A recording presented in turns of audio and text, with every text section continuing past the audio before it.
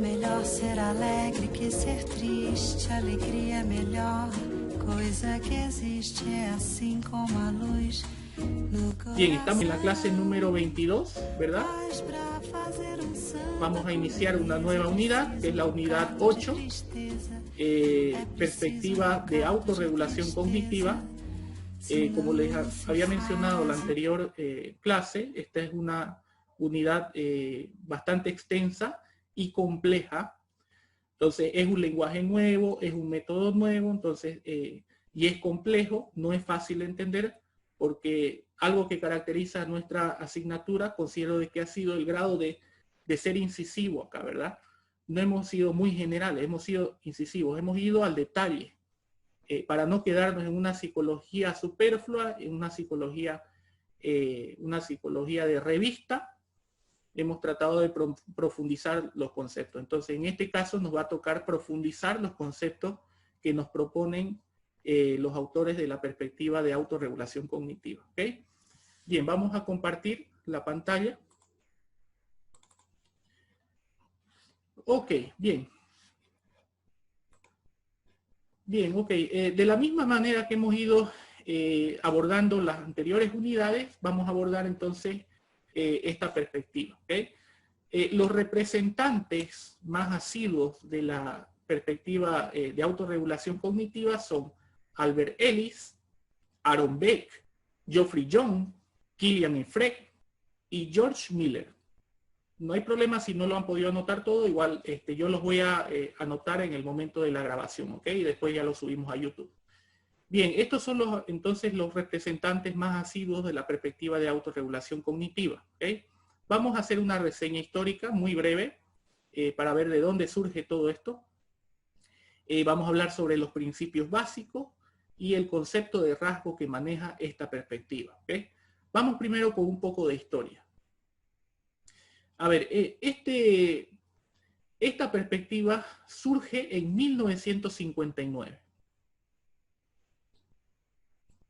A partir de 1959, entonces, inician las labores un movimiento de psicólogos que se interesaron por el estudio de la relación hombre-máquina. ¿Okay? Cuando hablamos entonces de relación, aquí estamos hablando de que para este movimiento de psicólogos, el estudio principal eran identificar las similitudes y diferencias entre esta relación hombre-máquina. ¿Okay? Entonces, fíjense que estos autores partían de que existía una relación entre la cognición humana y el procesamiento de información de una computadora. Entonces, al afirmar que existen relaciones entre el hombre y la máquina, entonces quiere decir que la cognición debe funcionar de la misma manera que el procesamiento de información de una computadora. ¿Okay? Inicialmente, es decir, en 1959, esta nueva teoría que estaba ya surgiendo, tal vez no llamó tanto la atención. A ver, coloquémonos de momento en esa época. Esa época ya estaban surgiendo las teorías psicoanalíticas, neoanalíticas de Carl Jung, las fenomenológicas de Carl Rogers. Entonces, considerar al ser humano como un montón de cables y un software adherido, tal vez no era tan llamativo como considerar al ser humano que tiene una parte oculta y siniestra que ni él mismo conoce. Entonces, si nos ponemos a pensar desde ese punto de vista, nos daremos cuenta de que no era llamativo. Esta teoría no representaba nada de interesante, nada misterioso. Sin embargo, fue ganando terreno en las próximas décadas, por supuesto.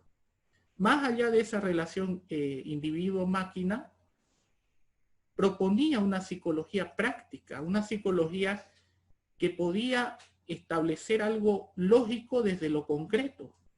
Y eso es lo que vamos a ver nosotros el día de hoy. Entonces, un psicólogo basado en la evidencia dirá, desde este punto de vista, ¿no? Un psicólogo basado en la evidencia dirá, el tiempo y la investigación me darán la razón. Un psicólogo que brinda brillantes consejos pero poco prácticos o poco útiles, diría, el tiempo y un poco de buena propaganda me darán la razón. ¿Okay? Bien, entonces, a partir de esto, entonces, de esta relación individuo-máquina, surgió la perspectiva de autorregulación cognitiva, inicialmente denominada como psicología cognitiva. ¿Okay?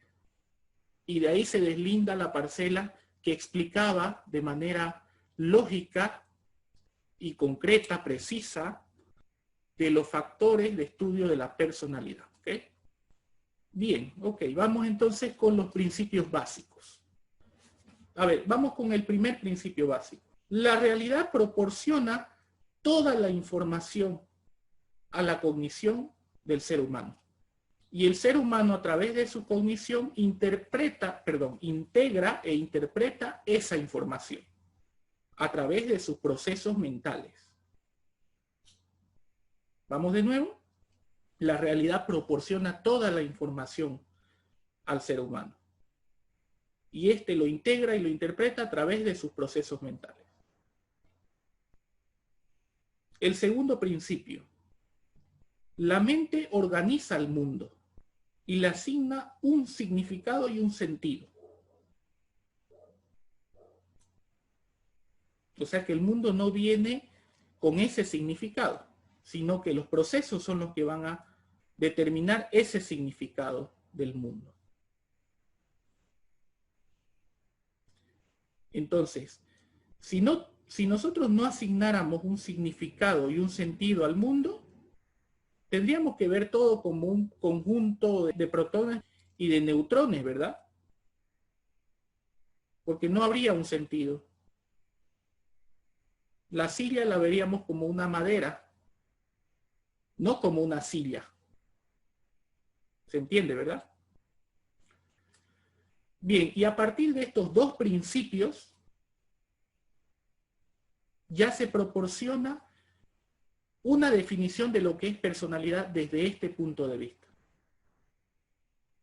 Es decir, que el tercer principio refiere a la definición de la personalidad que se maneja desde esta perspectiva. La personalidad se construye a partir de la organización de los esquemas mentales.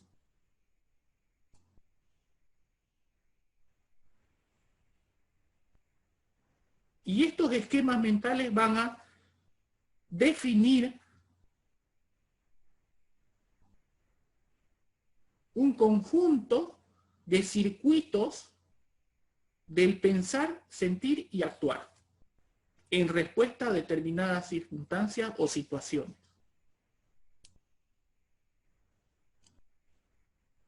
Perfecto, esos son los tres principios básicos entonces que nos proporciona la perspectiva de autorregulación cognitiva. ¿Okay?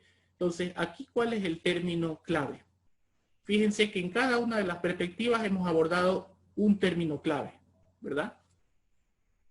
¿Cuál sería el término clave que corresponde de acuerdo a la definición desde esta perspectiva? Licenciado, no sé si es su internet o si todos lo escuchan bien, el licenciado, ¿será el mío o alguien lo escucha mal que se entrecorta?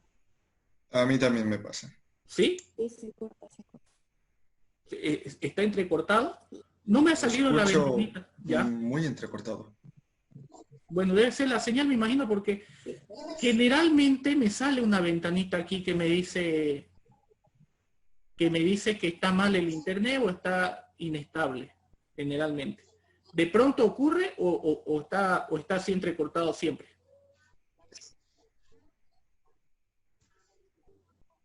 No se escucha. Listen, igual me pasa lo mismo a mí desde que empezó a llover, que me pasa lo mismo desde que empezó a llover, que se escucha así como cortado y alejado.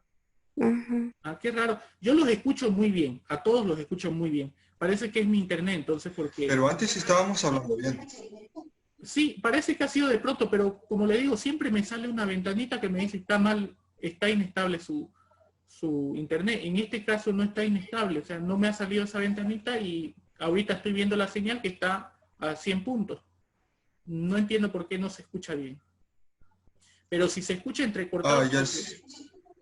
¿Sí? Ya sé por qué es una tontería. No le ha salido la ventanita de conexión a internet irregular Ujú. porque su velocidad de descarga está bien, pero su velocidad de carga está mal. Ah, Y la perfecto. velocidad de carga es la que nos permite a nosotros entenderle a usted. Claro, correcto. Sí, habría que ver ese pequeño gran detalle. Pero bueno, no sé si vamos a continuar o no vamos a continuar. Si no se escucha, Continuamos. difícilmente se va a poder seguir el hilo de esto. Creo que con hacerlo un poco más pausado estaría bien. Ya, a ver, vamos a intentar. De todas maneras, igual en YouTube ya va a salir bien porque como la grabación proviene de mí, entonces no hay ningún inconveniente. Igual se escucha bien. Lo mismo que pasó cuando, cuando puse la grabación de Carl Jung, de la entrevista de Carl Jung. Seguramente estaba lenta, ¿verdad? Se notaba al vivo lenta, pero ya cuando subí la grabación, entonces se notaba bien. Bueno, vamos a seguir en la medida de lo posible, ¿ok?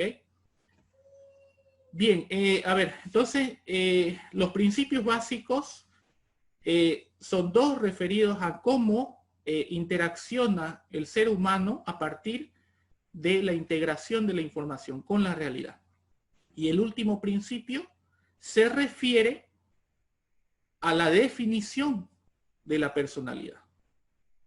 Vamos de nuevo con la definición. La personalidad se construye a partir de la organización de los esquemas mentales. Y estos marcan circuitos específicos del sentir, el pensar y el actuar, que están están en respuesta de determinadas circunstancias. ¿Ok? Entonces, esto es un manojo de conceptos y de términos. Aquí el término clave es esquemas mentales. Porque esta es la propuesta nueva desde esta perspectiva. Es una propuesta nueva. Entonces quiere decir que la estructura de la personalidad va a estar determinada por la organización de esos esquemas mentales. Y de allí proviene la diferencia entre un ser humano y otro. Porque la organización de sus esquemas no responden a lo mismo, no es la misma forma de organización. Por tanto, los patrones del comportamiento van a ser diferentes. ¿Cuál es el concepto de rasgo que propone esta perspectiva? Un rasgo, desde el punto de vista de la perspectiva de autorregulación, es una unidad de conocimiento. Es una unidad de conocimiento que va a producir una serie de patrones de comportamiento. La relación aquí es inversa con lo que hemos estado viendo en las otras perspectivas. Porque aquí no nos dice que es un conjunto de unidades del comportamiento, sino del conocimiento. Entonces el conocimiento es lo que va a generar un determinado comportamiento. ¿Ok? Bien. Entonces quiere decir de que desde esta perspectiva el comportamiento es una expresión residual. No es lo que le interesa conocer al psicólogo cognitivo. Al psicólogo cognitivo le interesa saber cuáles son esos circuitos de conocimiento que van a permitir producir esos patrones, pero no los patrones propiamente, no las expresiones residuales, no el comportamiento del sujeto. Aquí lo que va a interesar es conocer esos circuitos de conocimiento.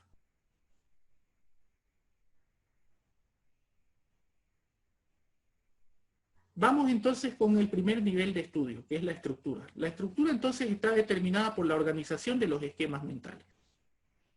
Fíjense que aquí hablo de organización de esquemas, no hablo de esquemas propiamente, porque no es generalizable para todas las personas. La organización es diferente, en cada ser humano es diferente, no es igual. ¿Bien? ¿Alguna pregunta hasta aquí?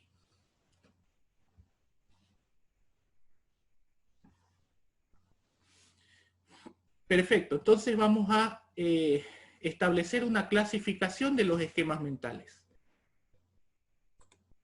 Bien, la clasificación de los esquemas mentales vamos a tomar por referente a Geoffrey Young, desde la obra Terapia de Esquemas, y a Manuel de Vega, en su obra Introducción a la Psicología Cognitiva. En ambas obras se encuentran esta clasificación de los esquemas mentales. ¿Okay? Bien, fíjense que existen muchos esquemas. Los esquemas van a generar directrices generales al sujeto. Tenemos los esquemas marcos, los esquemas sociales, los esquemas situacionales, los esquemas de dominio, los esquemas universales y los esquemas de autoconcepto.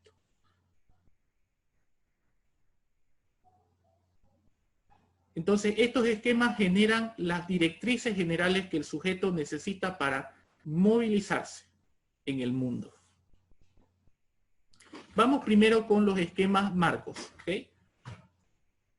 De pronto estos esquemas también se les denomina como esquemas visuales. Sin embargo, desde su definición vamos a darnos cuenta que tal vez definir el esquema marco como un esquema visual no es suficiente. A ver, los esquemas marcos son aquellos que se encuentran en relación con los sistemas sensoriales. Por eso es el primer nivel de batalla. Nosotros percibimos la realidad, percibimos los objetos de la realidad. Y los vamos a percibir, los objetos de la realidad, a partir de estos tipos de esquemas, de los esquemas marcos. Nos van a permitir percibir la realidad. ¿Qué significa percepción? La percepción se refiere a la integración de las características físicas de un objeto.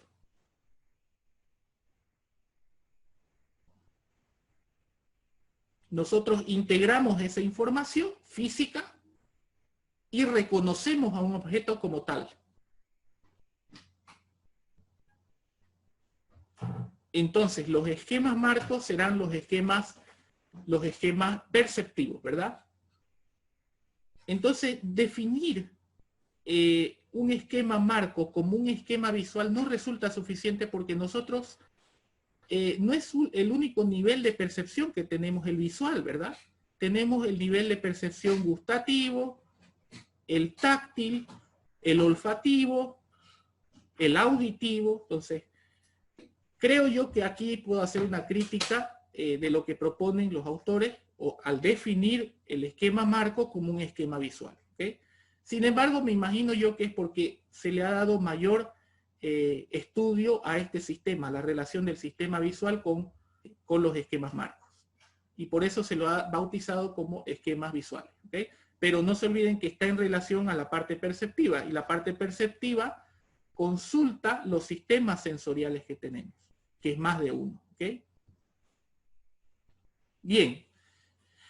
Entonces, estos serían los esquemas principales del ser humano. Es decir, nosotros no podemos pensar en una idea si no es a partir de la percepción que vamos a tener primero. ¿Ok?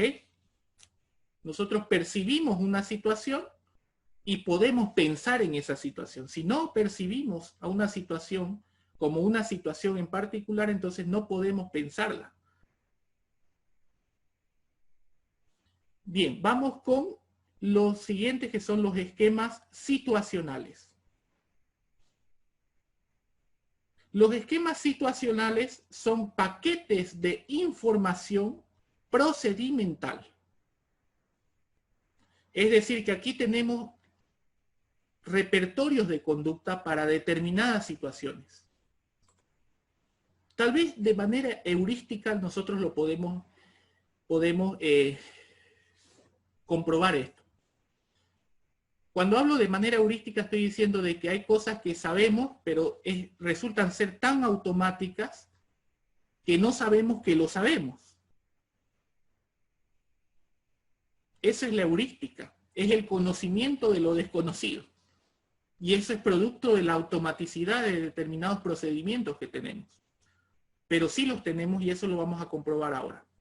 A ver, si yo hablo de repertorios de conducta, entonces estoy hablando de que existen procedimientos para actuar en una determinada situación. A ver, suponiendo que vamos a enfrentarnos a la situación restaurante. ¿Cuál sería el procedimiento de conductas a seguir?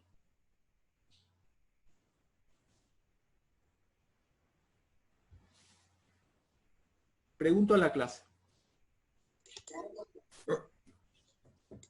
Sí, me puedo esperar las normas de etiqueta estándar, ¿no? Ya, a ver, ¿cuáles serían las acciones a seguir en la situación restaurante?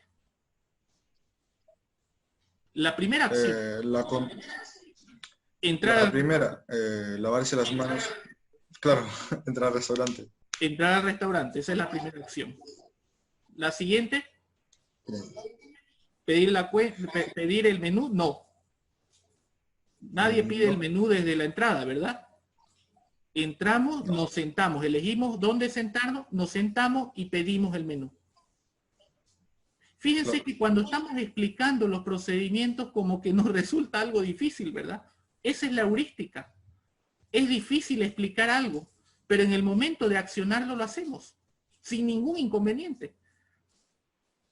Nadie ha tenido ningún inconveniente en entrar al restaurante y seguir un procedimiento, ¿verdad?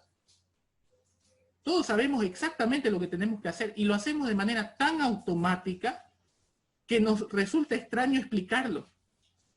Esa es la heurística. Pero si nosotros sabemos qué acciones debemos seguir, cuál es la primera, la segunda, la tercera, la cuarta, la quinta, la sexta, quiere decir de que en algún lado de nuestra cognición existen esas representaciones procedimentales. Si no, todo el tiempo estaríamos errando. Y si no erramos, quiere decir que hay una representación de ese conocimiento. Y ese conocimiento es procedimental. Entonces quiere decir de que esos procedimientos van a provenir de los esquemas situacionales. Se van a agrupar en esta categoría de esquemas mentales, los esquemas situacionales. ¿Okay? Es importante conocer esto en la clínica también. Vamos a hacer un paréntesis para hablar sobre la clínica. A ver, por ejemplo, nosotros decimos que tenemos repertorios para determinadas situaciones. Una de las situaciones puede ser la situación diálogo, la situación conversación, ¿verdad? Sea con un amigo, sea con una persona extraña, independientemente de eso. Nosotros también seguimos procedimientos para saludar a una persona, ¿verdad? Hablamos de determinados temas con la persona para iniciar la conversación. Entonces, fíjense que aquí hay dos procedimientos en cuanto a lo que es conversar con un amigo o conversar con una persona que nos resulta extraña. El procedimiento es iniciar la conversación. Hay un procedimiento para iniciar, pero no solamente iniciar, sino mantener también la conversación, que es otro procedimiento. En los problemas de tipo social, por ejemplo, hay personas que no tienen ese repertorio de conductas de inicio de una conversación. Por tanto, les cuesta iniciar la conversación. No les resulta tan fácil iniciar la conversación. No saben de qué hablar, no toman la iniciativa porque no tienen ese repertorio.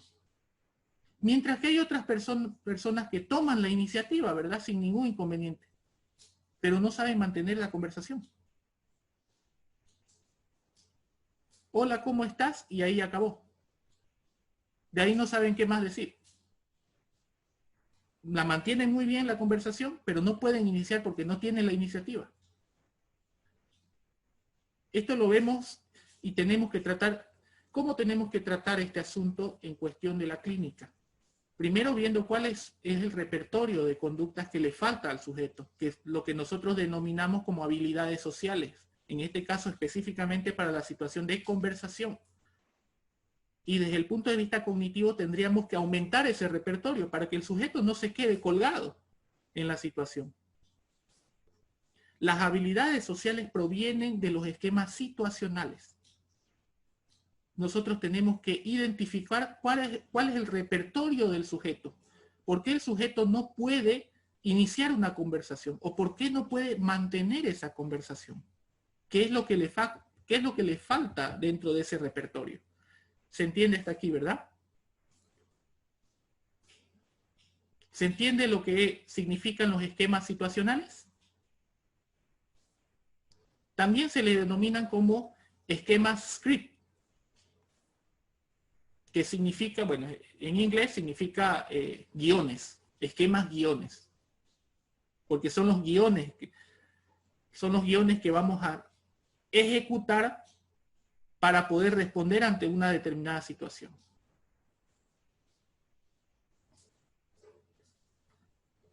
Bien, ¿se entiende hasta aquí?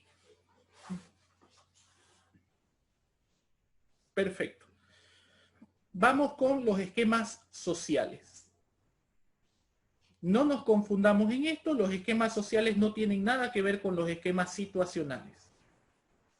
Alguien me puede decir, pero los esquemas situacionales refieren siempre a repertorios de conducta en situaciones sociales. Sí, pero la diferencia con los esquemas sociales es que no nos dan conocimiento sobre las relaciones sociales en sí mismas. Solamente nos dan conocimiento sobre los procedimientos que nosotros debemos seguir. Esa es la gran diferencia. Ahora vamos entonces con los sociales para concretar más la diferencia. En los esquemas sociales nosotros tenemos un paquete de información sobre relaciones sociales, sobre nuestras interacciones, sobre un centenar de gente. Dentro de los esquemas sociales nosotros podemos subclasificar estos esquemas. Existen 3 prototipos que responden a los esquemas sociales. Prototipo, estoy hablando de modelos. Es como una subclasificación dentro de los esquemas sociales. Nos daremos cuenta que los esquemas siguen una especie de orden, ¿verdad? De acuerdo a la naturaleza de la información que representan, ¿verdad? Entonces, no resulta extraño considerar de que existen subclasificaciones de la información dentro de cada uno de los esquemas. En los esquemas sociales existen entonces 3 prototipos. Vamos a decir 3 prototipos sociales. Vamos con el primero. Los prototipos personales. En los prototipos personales o cualitativos también se le denomina, personales o cualitativos. En esta subcategoría de información social nosotros tenemos toda la información respecto a todas las personas que conocemos. Juan, Pepito, Álvaro, etcétera, etcétera. Todas las personas que conocemos y de la cual tenemos algún tipo de conocimiento sobre esta persona, se almacenan en este prototipo, en los prototipos personales o cualitativos. El segundo prototipo es el prototipo de personas, no personales, sino de personas. ¿Y cuál es la diferencia? Estos tipos de modelos nos dan el conocimiento de formas de personas. Vamos a decir de otra manera. A ver. El prototipo atleta, por ejemplo. El prototipo madre sobreprotectora. Son prototipos, son conocimientos que tenemos respecto a un modelo en particular. No nos refieren a una persona en particular, ¿verdad? Sino un prototipo general de algo. Entonces, a ver, estas categorías no funcionan de manera aislada, porque si no estarían en otro tipo de esquemas, ¿verdad? funcionan de manera interaccional. Es decir, nosotros en el prototipo personales tenemos a Juanito, pero también Juanito responde a un prototipo de persona. Juanito es un atleta. Entonces quiere decir que si nosotros comparamos con ese prototipo y le atribuimos eso a Juanito, quiere decir que hay una relación entre los prototipos.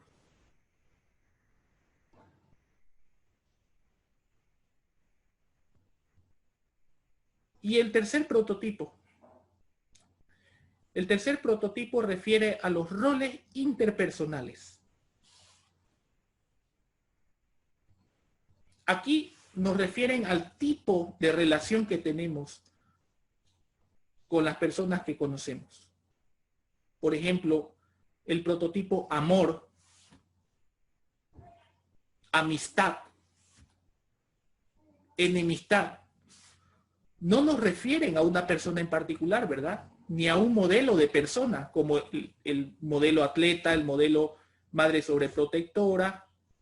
Nos refieren al tipo de interacción.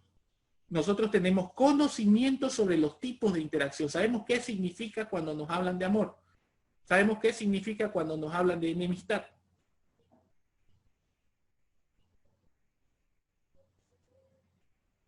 Si nosotros decimos, Juanito es nuestro amigo, es porque partimos del conocimiento de saber qué es amistad, ¿verdad? ¿Se entiende hasta ahí? Disculpe, licenciado. Entonces, el prototipo de roles interpersonales es conocer el rol, no de una persona en especial, sino en general. Correcto, correcto. Así es. Nosotros, desde el punto de vista de Geoffrey Young, nos diría entonces, nosotros tenemos estos prototipos que están dentro de los esquemas sociales. Prototipos que nos hablan de determinadas personas que conocemos, que son los prototipos personales, ¿verdad? Es decir, prototipo de Juanito, de Josefina, de Miguel. Aquí se incluyen todos los que conocemos dentro de nuestro entorno. Los prototipos de roles interpersonales nos hablan del tipo de relación que tenemos con una persona. Pero fíjense que para definir qué tipo de interacción tengo con una persona, debo partir del concepto. Debo entender muy bien a qué me refiero con amistad. Debo tener algún conocimiento respecto a lo que significa amistad o significa enemistad. Partimos de un concepto general que nos habla sobre el tipo de interacción que tenemos con una persona. En el momento que nosotros conocemos a alguien, inmediatamente decimos, él es mi enemigo porque no me agrada, es porque sabemos muy bien cuáles son todos los atributos que debe tener un enemigo y los hemos encontrado en él. Entonces quiere decir de que nosotros tenemos conocimiento sobre los roles interpersonales. Lo mismo que en el caso de los procedimientos. Esto es heurístico. Nosotros no sabemos que lo sabemos. Los procedimientos, si yo les pregunto, ¿cuál es el procedimiento del accionar en la situación universidad? Probablemente nos encontremos en serios aprietos. Sin embargo, si yo observo cuáles son los procedimientos que siguen en el momento de llegar a la universidad, nadie erra. Todos aciertan porque saben cuáles son los procedimientos. Quiere decir de que hay alguna parte de la cognición donde nosotros tenemos ese repertorio de conducta. Si no lo tuviésemos, es ahí donde encontramos el error en el sujeto, en las acciones del sujeto. Y eso es lo que comúnmente, como les acabo de comentar, pasa cuando las personas no tienen habilidades sociales. Ni para iniciar la conversación, ni para mantener. Hay personas que no han desarrollado ese repertorio porque no se han expuesto a esas situaciones, a esas experiencias constantemente. Por tanto, ha quedado vacío su repertorio respecto a eso, a esa situación. ¿Okay? Bien, entonces los esquemas sociales nos hablan de los tipos de relaciones, de los tipos de personas que nosotros conocemos, pero no de los procedimientos sociales. Los procedimientos se encuentran en los esquemas situacionales.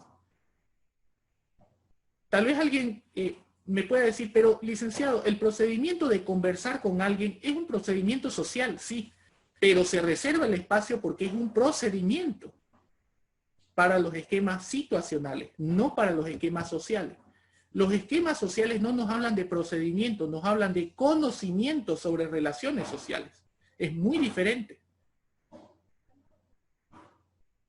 Lo mismo que pasa, es fácil comprobar esto, lo mismo que pasa si yo pregunto a alguien, ¿cuál es el procedimiento que sigues para iniciar la conversación?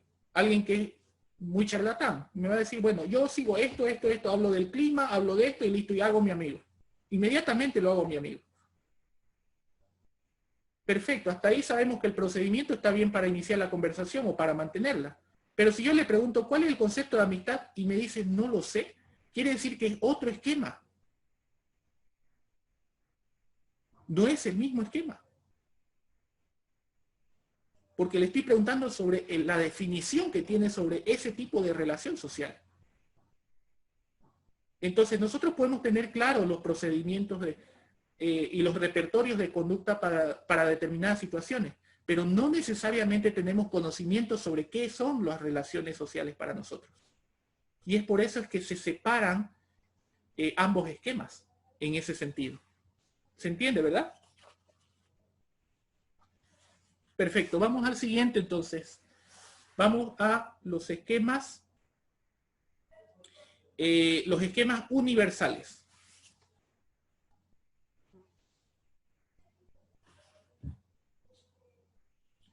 Los esquemas universales son paquetes de información generales del mundo.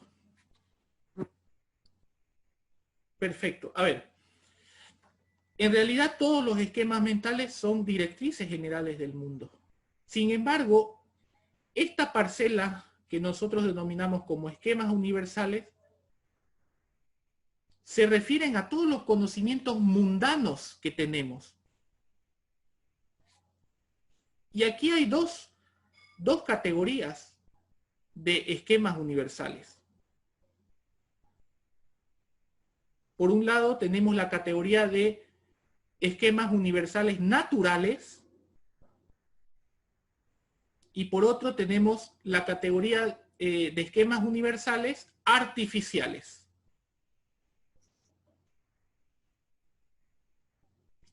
Entonces es una subclasificación dentro de los esquemas universales.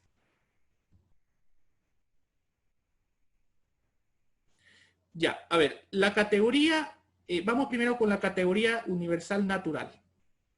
Aquí se encuentran todos los conocimientos que hemos aprendido implícitamente. Es decir, por ejemplo, la lógica, causa y efecto. Nadie nos las ha explicado. Desde muy chiquitito algo se nos cayó y sabemos que inmediatamente existe la causa y el efecto, existe la gravedad, existe un sinfín de conocimientos que son naturales. Sin embargo, yo pregunto, ¿nosotros también averiguamos o aprendimos por cuenta propia la perspectiva fenomenológica de la personalidad?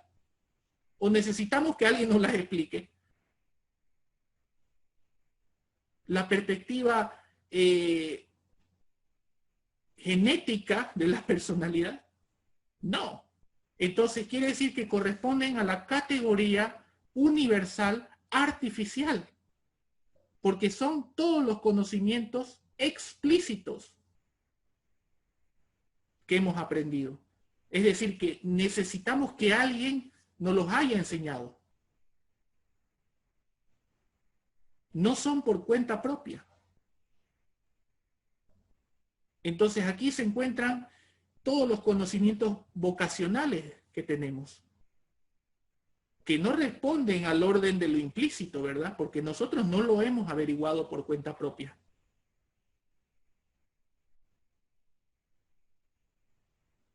Entonces todo esto responde a los conocimientos mundanos que tenemos, ¿verdad? Y aquí hay una diferencia fundamental. Vamos a hacer un paréntesis también. Las personas que han desarrollado bastantes conocimientos artificiales lo tomamos como personas inteligentes.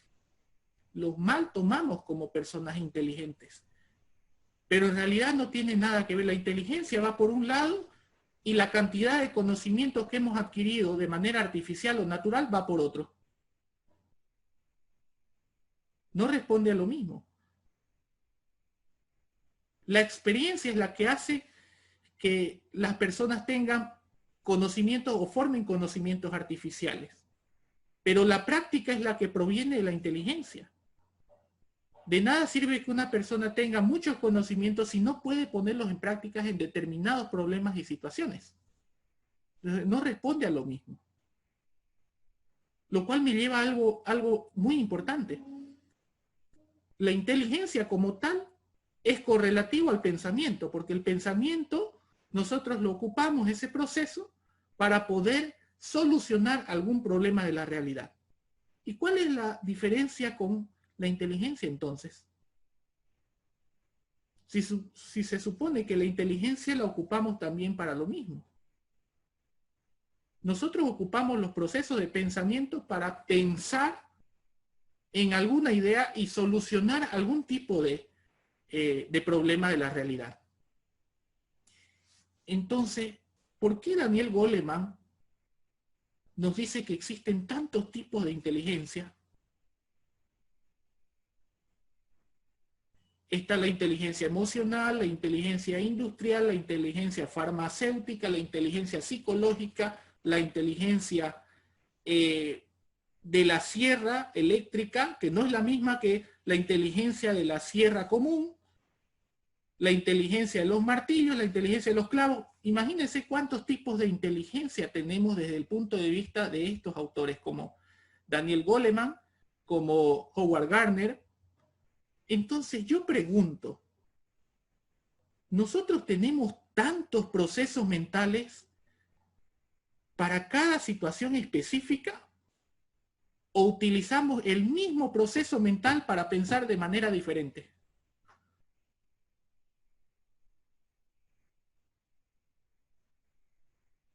Bueno, dejo la cuestión en el aire, por supuesto, porque es fácil crear inteligencia, es teorizar bajo el orden de lo especulativo, ¿verdad?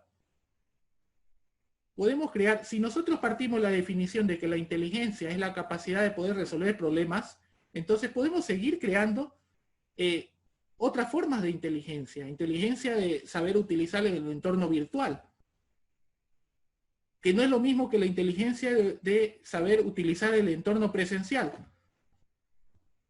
La inteligencia también para poder agarrar una taza, que no es lo mismo que la inteligencia para poder agarrar un vaso. ¿Se dan cuenta lo ridículo que suena? Crean procesos mentales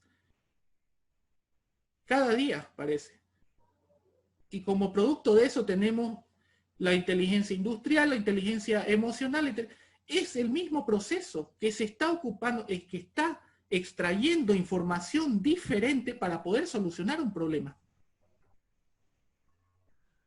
Porque fíjense que nosotros, para resolver un problema desde lo social, necesitamos simplemente extraer información social y resolvemos esa problemática. Entonces no hay un tipo de inteligencia ahí. Solamente existe el proceso de pensamiento que está extrayendo una información adecuada para resolver un problema adecuado. Nada más.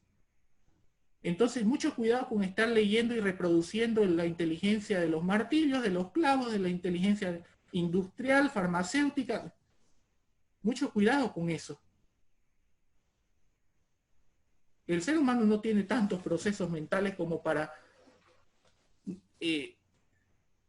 ocupar ante situaciones específicas. Hasta por un principio de economía. La cabeza se maneja bajo ciertos procesos mentales y ocupa para múltiples cosas. Perfecto. Bien, ok.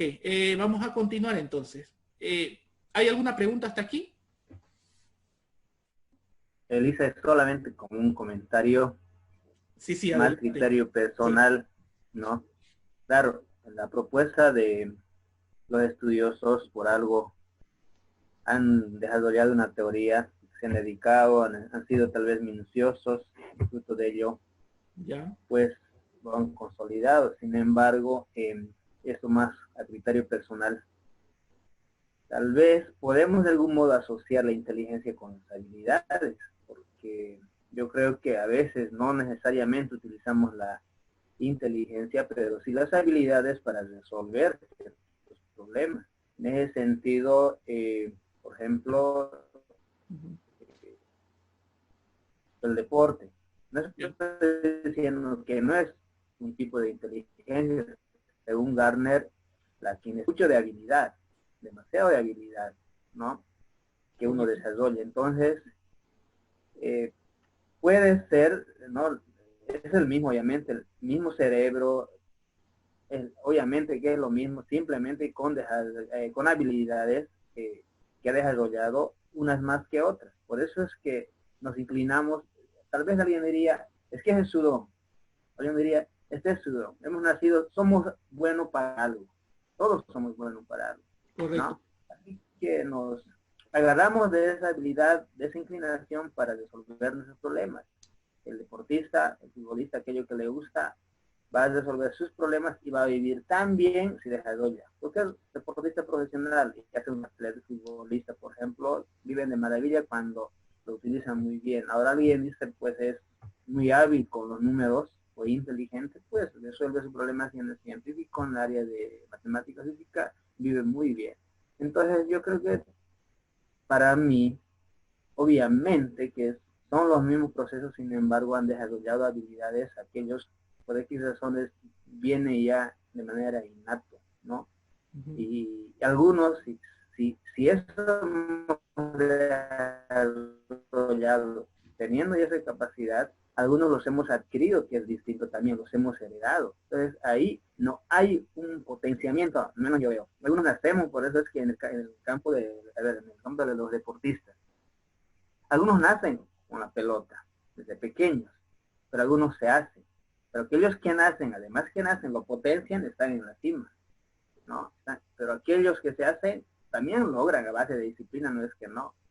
Se habla mucho de la disciplina, pero ¿no? Con más esfuerzos, ¿no? Es algo que claro, estamos de acuerdo en ello, Sergio. Yo no digo de que no existan las diferentes habilidades en el ser humano. Yo lo que cuestiono es cuáles son los procesos que ejecutan esa habilidad. Y es ahí la serie de interrogantes desde el punto de vista cognitivo. A ver, por ejemplo, vamos a relacionar con lo que ya dijimos. Las personas que se han colocado en experiencias sociales desarrollan repertorios de conducta social con más facilidad que las personas que no han sido expuestas en situaciones sociales. Entonces, cuando no hay esa exposición de las experiencias es cuando no existe la habilidad, lo que vamos a decir, vamos a tratar de relacionar con la habilidad. Entonces estamos de acuerdo en ello. La habilidad, bueno, no sé si habrá una genética del deportista, habrá una genética del músico, no lo sé. Eso no lo sé, por lo tanto no quisiera decir de que existe un alelo específico para eso o no. Pero lo que sí sé la exposición... un libro, le sé, puntual. ¿Perdón? No puntual, decía, en una materia de otología sí hemos leído un libro en que sí había rasgos genéticos en los deportistas, no, así, bueno, no tan científica, pero sí una postura de una investigación. Ya. ¿Cuál es el alelo o la genética de un deportista? No recuerdo muy bien, pero por ejemplo, estábamos analizando el de Usain Bolt, los rasgos genéticos de Usain Bolt, porque todas esas tienen esas habilidades para, ¿no? Ni velocidad, hay diferencia, hay dos genes diferentes, no recuerdo exactamente, pero incluso esos genes definían para las personas que tenían rasgos más en el campo de resistencia y otros no, velocidad, etc. Había una diferencia, eso lo recuerdo bien. Pero... Entonces habría que buscar en ese libro si en los estudios de agregación familiar viene de una descendencia de corredores, porque solamente así podríamos establecer que existe una genética de Usain Bolt, y no que depende de que haya corrido desde los 5 años. Por eso es que le digo que hay que tener mucho cuidado con esto, porque si Usain Bolt tiene antecedentes de personas de familiares, digo, que también han ganado medallas por correr, probablemente entonces ahí ya empecemos a establecer algún tipo de genética. Pero si es Usain Bolt el único de todo su linaje que tiene esa habilidad, probablemente tengamos que repensar esa idea. ¿Okay? Sí, vuelvo a decirlo. Vuelvo a decirlo. La dejo la cuestión en el aire porque pienso yo de que tenemos que identificar qué tipo de estudio y también qué tipo de genes son los que están implicados. Tal vez con eso podamos establecer que el talento no se desarrolla, sino que uno nace con talento. Sin embargo, lo que sí puedo establecer desde el punto de vista cognitivo es que las experiencias a las que nosotros nos exponemos es la que nos permite aumentar nuestro repertorio. En este caso, nos permiten desarrollar habilidades, independientemente a que haya genética o no. Pero ya lo hemos visto en otra oportunidad de que también la influencia del medio es importante en todo esto, ¿verdad? Por más genética que exista, si el sujeto ha sido privado desde la experiencia, probablemente quede solamente en potencia ese talento. En fin, bueno, la cuestión está ahí. Bien, vamos con, a ver, los esquemas de autoconcepto. Los esquemas de autoconcepto son todo el paquete de información que tenemos sobre nosotros mismos. Es decir, todas las características que nosotros nos atribuimos. A veces estas características no condicen con lo que nos atribuyen los demás, ¿verdad? Mientras nosotros nos creemos amables, resulta que para las personas somos arrogantes. O viceversa. Si nosotros nos atribuimos arrogancia, probablemente los demás nos vean con ojos de amable, ¿verdad? Entonces, hay diferencias ahí. Creo que esto ya lo establecimos desde la visión de Carl Rogers, ¿verdad? La congruencia e incongruencia entre el yo real y la experiencia. En este caso, lo tendríamos que poner dentro de las atribuciones que nosotros nos proporcionamos a nosotros mismos. Es decir, todo el conocimiento respecto a nosotros mismos. Y esto está dentro del almacén que nosotros llamamos esquemas de autoconcepto. Ahora, lo interesante en esto es que el autoestima se va a ver afectada positiva o negativamente de acuerdo a los conceptos que manejamos sobre nosotros mismos. Una de las pruebas que tenemos nosotros más rápidas sobre la existencia de esta relación es el nivel de fracaso que nosotros tenemos cuando consideramos que no tenemos lo suficiente para solucionar un problema. Es la típica afirmación, ¿verdad? Ay, no quiero nada de matemáticas, no quiero resolver matemáticas porque soy un tonto en matemáticas. Y fallamos. Despuésito de eso, fallamos.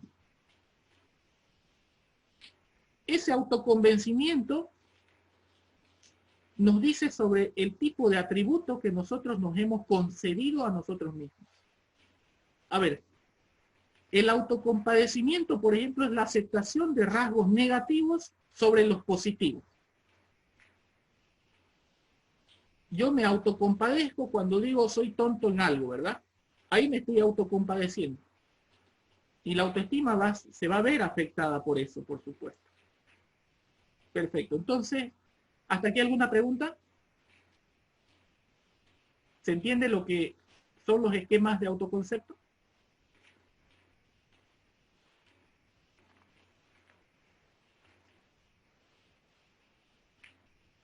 Licenciado, entonces acá nosotros, como usted hizo recién una relación con la teoría de Rogers, cuando habla del yo ideal y la experiencia, Ya. Entonces acá en realidad es lo que nosotros creemos, no tal vez lo que somos, sino lo que nosotros creemos en esta parte. ¿Eso es el autoconcepto? Ya, el el autoconcepto nos habla de todos los atributos que nosotros hemos internalizado de nosotros mismos. Por ejemplo, no tanto de atributos ideales, sino de atributos que nosotros creemos en el hoy. En afirmaciones como las que di hace un momento, yo soy un tonto, no quiero matemáticas, soy tonto en las matemáticas, es una afirmación que proviene de un atributo que creemos que tenemos nosotros.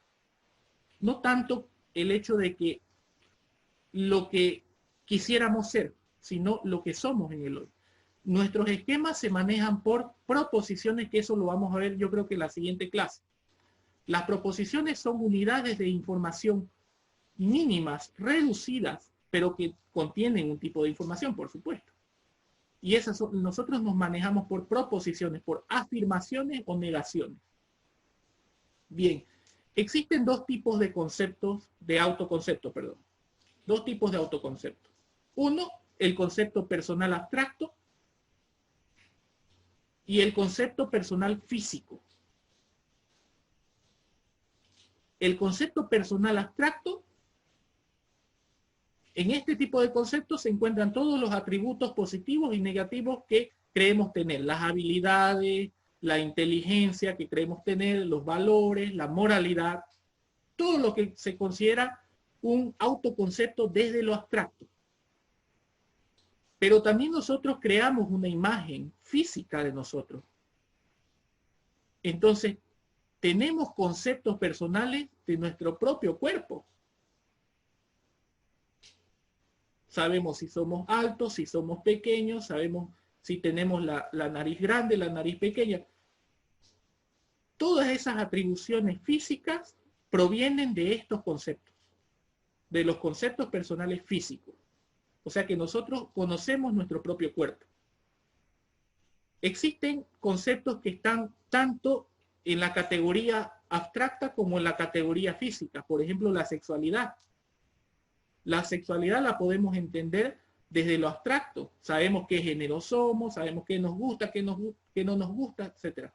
Pero también tenemos la concepción física de nuestra sexualidad respecto a nuestro propio cuerpo. El autor Higgins fue uno de los primeros que investigó la relación entre los abusos sexuales infantiles y la imagen de nuestra sexualidad. Los resultados fueron bastante interesantes. Las personas, porque tiene un grado de afectación esto de nuestra sexualidad, por supuesto. Higgins estableció entonces en los resultados que las personas que han estado en este tipo de experiencias traumáticas, como son abusos sexuales, construyen una imagen de la propia sexualidad como algo sucio y perverso, como algo avergonzante. Entonces, desde este punto de vista de la investigación de Higgins, se establece que las personas que han tenido o han experimentado abusos sexuales en la niñez tienen más retraimiento sexual en su vida. Y es porque tienen una imagen más vergonzosa sobre su propia sexualidad. Han construido una imagen a partir de esas experiencias negativas en su vida.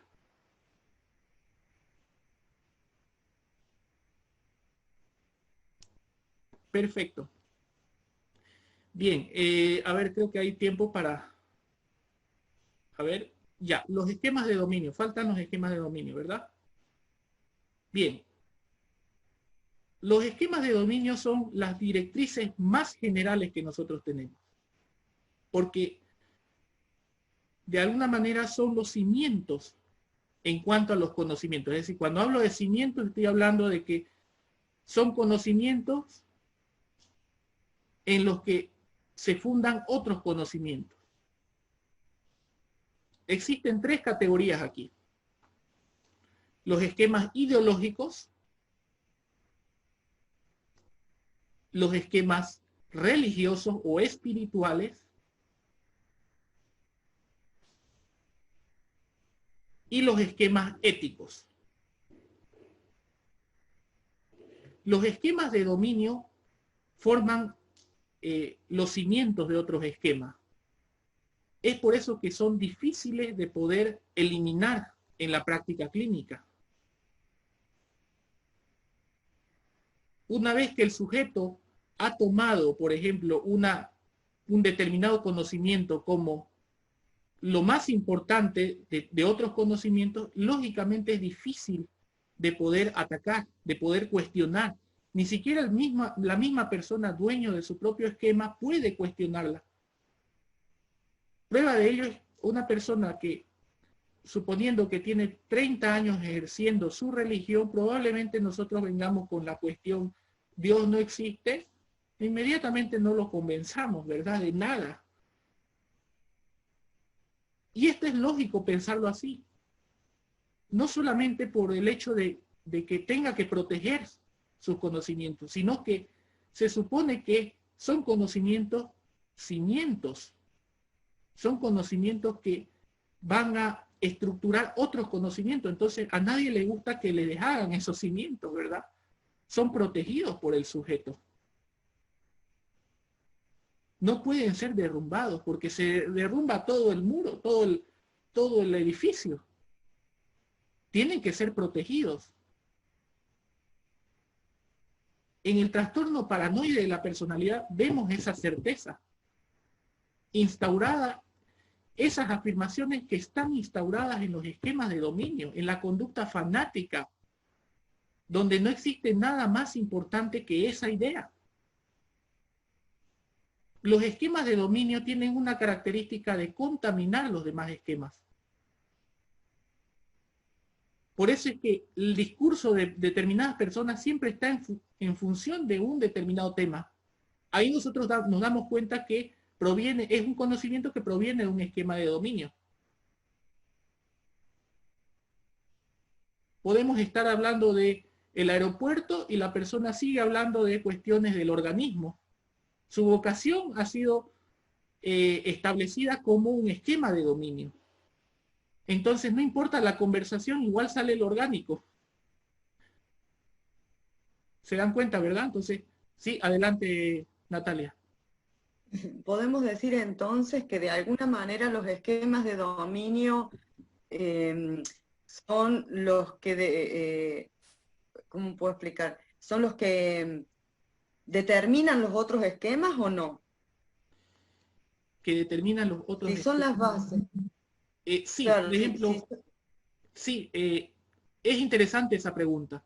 Lo vamos a plantear de la siguiente manera. Un esquema, por ejemplo, social, una temática de amistad o enemistad, bajo la temporalidad que tiene ese esquema o esas premisas en las que parte, pueden llegar a ser esquemas de dominio. Entonces, todos los esquemas que rodean a los esquemas de dominio tienen la capacidad de volverse esquemas de dominio. La temporalidad que sujeta un tema en específico puede hacer que ese tema que inicialmente estaba en un esquema social pase a ser un esquema de dominio. ¿Se entiende eso, verdad? Sí, adelante. Con permiso.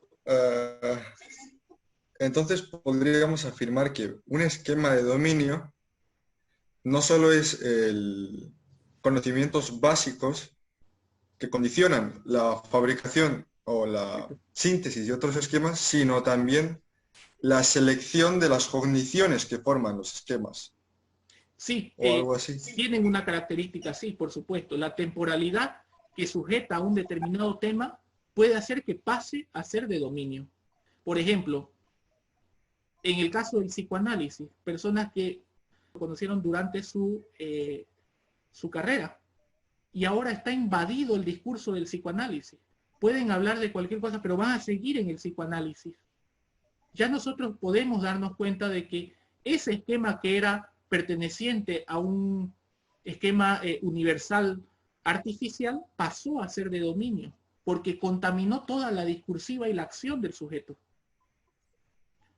Entonces, no necesariamente, es decir, siguen siendo básicos, siguen siendo cimientos de otros conocimientos, pero lógicamente no han sido adquiridos al principio, no necesariamente tienen que ser adquiridos al principio. A eso voy. Claro.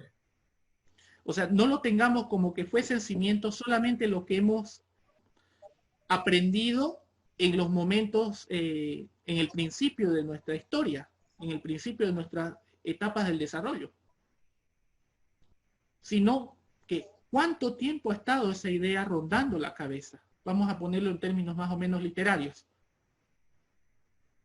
Podemos ver de que incluso las mismas vocaciones que han empezado como simples ideas en los esquemas universales han pasado a ser esquemas de dominio. En la celotipia lo vemos.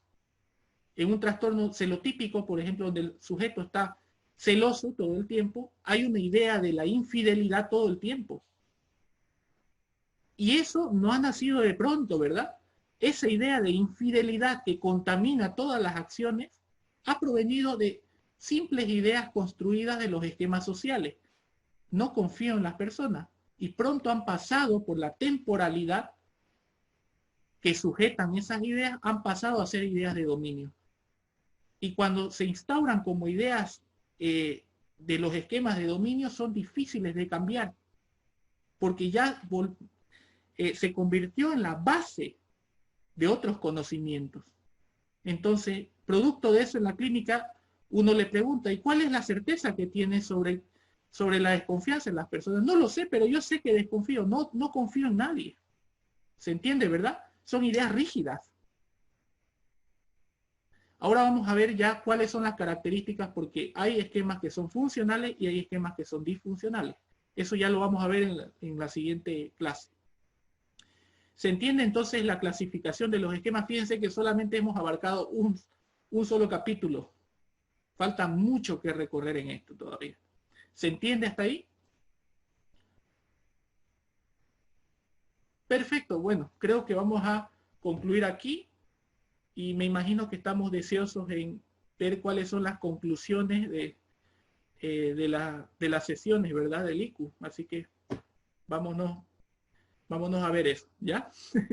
Ok, bueno. Entonces, cuídense mucho, ¿ya? Y nos vemos el día lunes. Bye. Igualmente, Licen, muchas gracias. Hasta luego. Que les vaya muy bien. Chao. Mas pra fazer samba com beleza é preciso bocado de tristeza. É preciso bocado de tristeza. Se não se faz samba, não.